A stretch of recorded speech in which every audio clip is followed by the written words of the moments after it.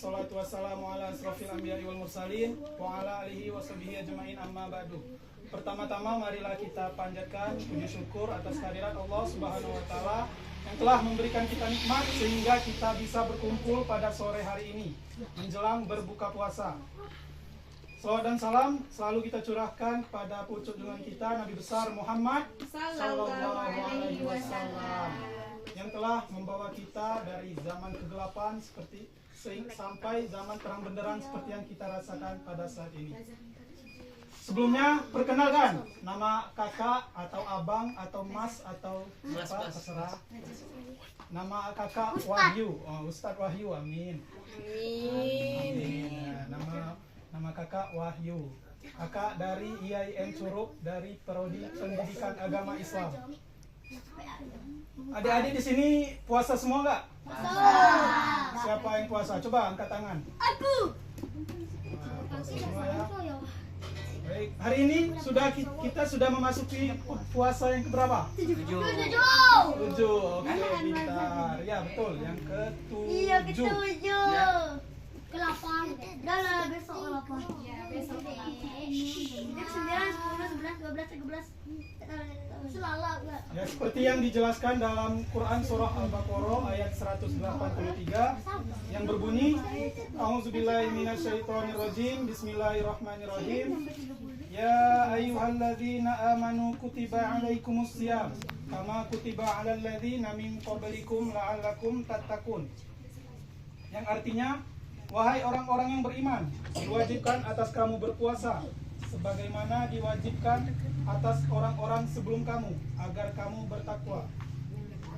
Dari ayat ini kita bisa mengambil hikmah atau isi kandungan. Yang pertama, Allah memerintahkan kepada umat atau orang beriman untuk menunjukkan bahwa puasa adalah kewajiban bagi orang setiap muslim yang sudah balik atau yang bisa melakukannya.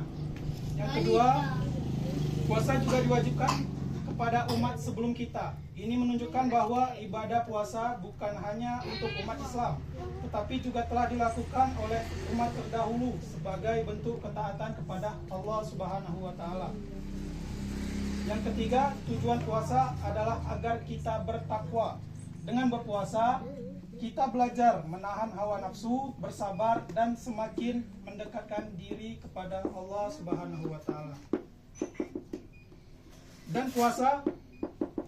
Dan ada juga hal-hal yang membatalkan puasa.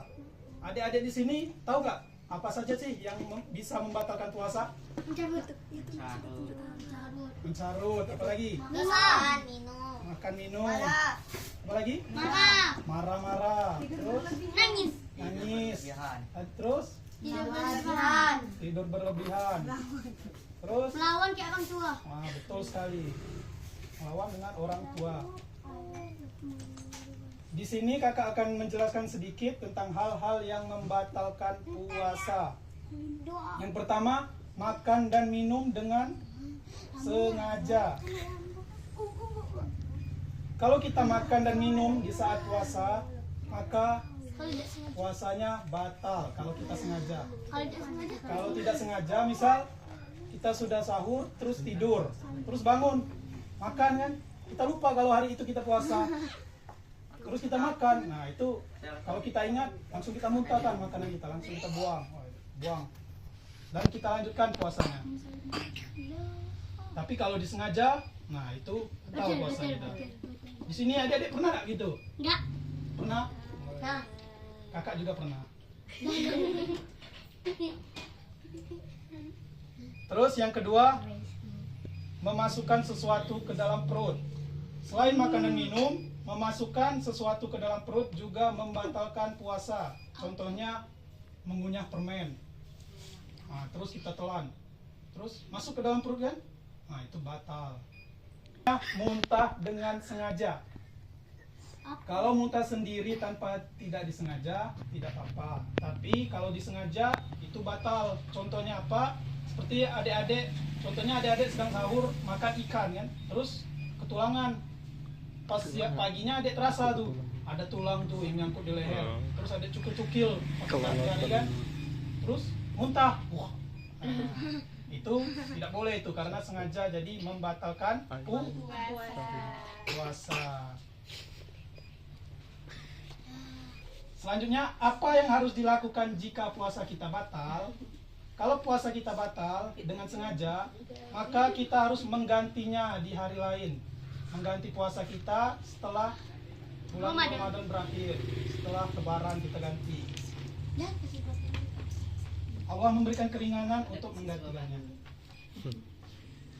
Oke, paham adik-adik? Paham. Masih semangat?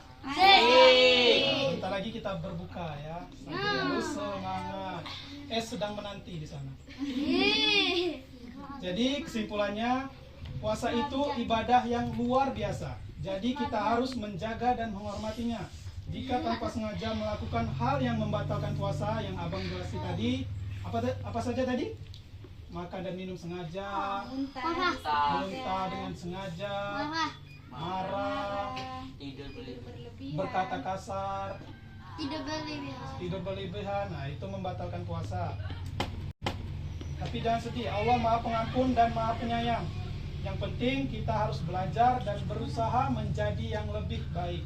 Semoga Allah menerima ibadah puasa kita dan menjadikan kita anak-anak yang soleh dan soleha. Amin. Oke. Sekian yang dapat kakak sampaikan dalam waktu dan kesempatan ini. Kakak akhiri, lebih dan kurang kakak mohon maaf. Pada Allah marilah kita sama-sama mohon ampun. Wassalamualaikum warahmatullahi wabarakatuh. Waalaikumsalam warahmatullahi wabarakatuh. Ngaji.